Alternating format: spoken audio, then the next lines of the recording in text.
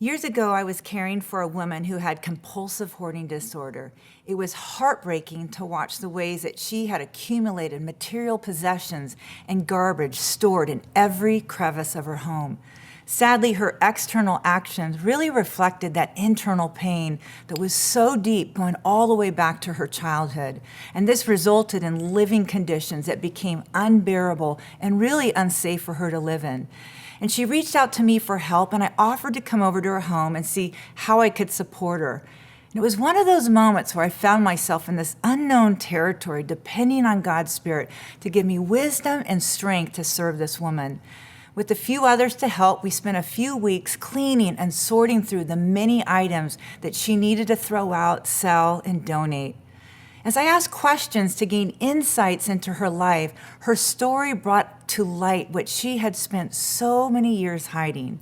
And it became evident of what was broken and where she needed God's healing and therapy to help her move beyond her paralyzing circumstances. I was able to connect her to some resources and people who could care for her. And years later, as I think about this, I think this is such a spiritual picture for you and I. You see, our hearts are deep chambers. And isn't it interesting how good and evil and fear and faith and pain and joy can coexist in the same place? We were created to love and to hope and to dream deeply, but sin has, however, wounded all of us. And there are a lot of things that we hold on to, that we hoard, that we tuck away, and we hide deep, deep, deep down into our hearts to the point that we can become calloused and paralyzed, that prevent us from taking hold of the abundant and free life that God created us to live. But God, through His Holy Spirit, uses wisdom as the keys to unlock our hearts. Proverbs 25 says, "The purposes of a person's heart are deep waters, but one who has insight draws them out." This proverb instructs us of the importance of being around people of understanding.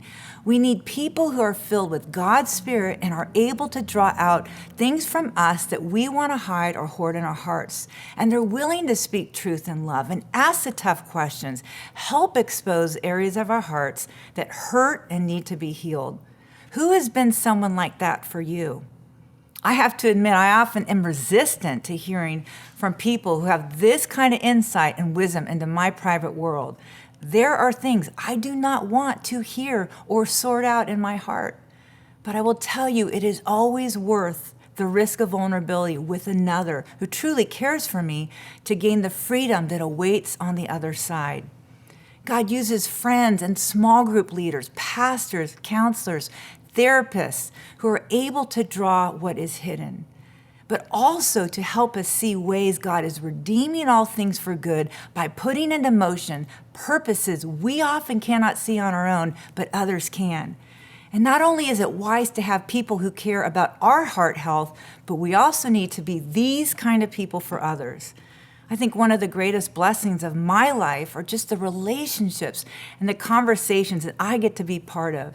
And as I seek God's wisdom from His Word, the Spirit gives me insight into how to help others.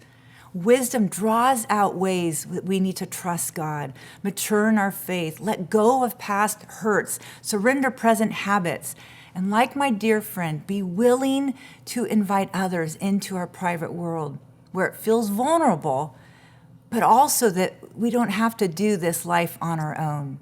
So as you think about today and you think of the wisdom in this proverb, thank God for people who have come alongside you and are willing to ask the tough questions that draw insights about your life and heart, but also who is God calling you to authentically care for and serve others in this way as well.